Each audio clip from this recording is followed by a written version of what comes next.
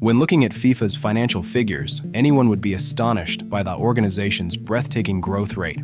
From a revenue of $5.36 billion in Russia in 2018, this figure rose to $7.5 billion in Qatar in 2022. And for the 2026 World Cup, FIFA expects to set an unprecedented record, pocketing $11 billion in revenue. But behind this massive money-making machine lies a deeply ironic legal truth. FIFA operates under the guise of a non-profit organization. Precisely because it is a non-profit, FIFA's structure is not run by shareholders like a commercial corporation, but is instead composed of 211 member football associations. Together, these 211 members form the FIFA Congress, the supreme governing body holding the destiny of global football, from approving the budget and choosing host nations to voting for the presidency. And this is exactly where the power loophole of world football begins to surface. The organization's voting mechanism follows a strict principle. Each member nation possesses exactly one vote. This means that top footballing powerhouses like Germany, Spain, or Brazil hold the exact same voting weight as a tiny island nation with no footballing pedigree like Seychelles. On paper, this is a beautiful symbol of equality, but in reality, it creates a highly calculated geopolitical structure. While major nations have billion-dollar domestic leagues to sustain their own football economies, most football associations in smaller countries rely entirely on funds flowing from Switzerland. Through a development program called FIFA Forward, each member nation can receive up to $8 million in grants to develop infrastructure. The true nature of this Game of Thrones becomes clear when we connect two facts. The very nations that survive on FIFA's money are the ones who decide the fate of the FIFA presidency. For an experienced sports politician like Gianni Infantino, the formula to protect the throne for over a decade has been incredibly simple. Do everything possible to squeeze the commercial value out of the World Cup, turning it into a massive goldmine, thereby funneling more money back into development funds to secure the absolute loyalty of smaller nations in every election. To sustain the cash flow feeding this political system, constant pressure falls upon FIFA's leadership to ensure that each World Cup generates more revenue than the last, and the first strategy deployed is expanding the tournament's scale. As of 2026, the number of teams participating in the planet's biggest football festival officially increases from 32 to 48, driving the total number of matches from 64 to a record-breaking 104. More matches mean more broadcasting rights to sell, more advertising slots to auction, and a massive volume of tickets to flood the market. The next strategy is picking the right territory to exploit by awarding the 2026 hosting rights to a three-nation coalition of the US, Canada, and Mexico.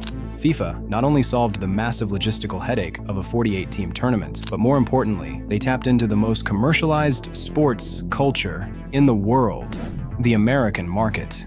Here, paying premium prices for bundled services or accepting fluctuating ticket systems is already a standard part of the game. Even though in original bidding documents, FIFA made noble promises about keeping entry-level ticket prices at $21 to ensure inclusivity, reality has proven quite the opposite. Group stage tickets skyrocketed to a starting price of $180, while official tickets for the final reached a minimum threshold of over $2,000. To make matters worse, FIFA implemented a dynamic pricing algorithm, an automated system that drives prices to astronomical heights based on market demand, much like how airlines sell plane tickets. Facing a globally anticipated event, demand was bound to explode, and this algorithm instantly transformed football tickets into luxury assets. The greed did not stop there.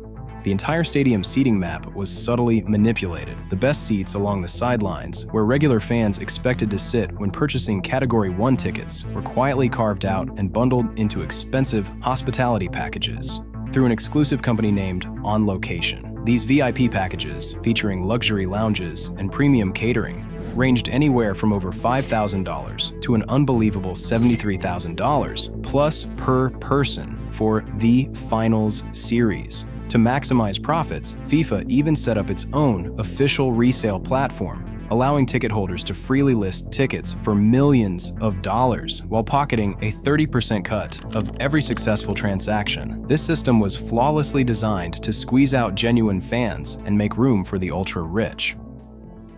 As FIFA's commercial tide washes over host nations, it doesn't just drain the wallets of spectators, it leaves behind a staggering financial burden for local governments and taxpayers. The contract to host a World Cup is widely regarded as one of the most unequal deals in the modern world.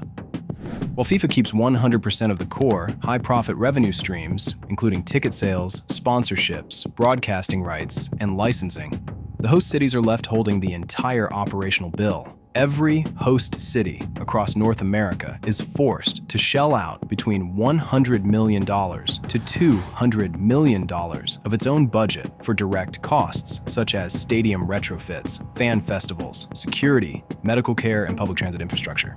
In Canada, running the tournament in a city like Vancouver alone has ballooned to a staggering $578 million, meaning taxpayers are carrying a heavy cost of up to $82 million per match hosted in their area. In exchange for the privilege of being on the global football map, governments signed away concessions that stripped them of economic sovereignty. First, cities had to grant FIFA and its commercial partners absolute tax exemptions, waving goodbye to millions in sales and corporate taxes that rightfully belonged in public coffers.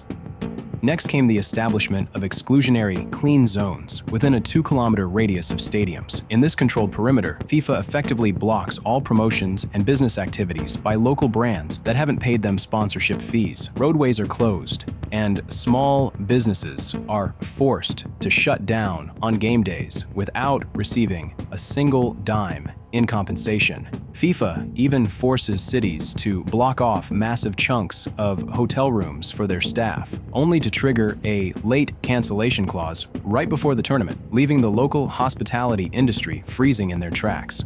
Politicians frequently pitch economic windfalls and global media exposure to soothe public outrage over these colossal budget expenditures. Now, however, macroeconomic models expose the flaw in this narrative. A standard public investment in infrastructure, like an airport or seaport, continuously generates GDP and tax revenue for a nation over decades. Conversely, the World Cup is a one-time consumer event. Once the tournament ends and the tourist tide recedes, cities realize that the indirect tax revenues collected are vastly overshadowed by the mountain of public money poured out at the start.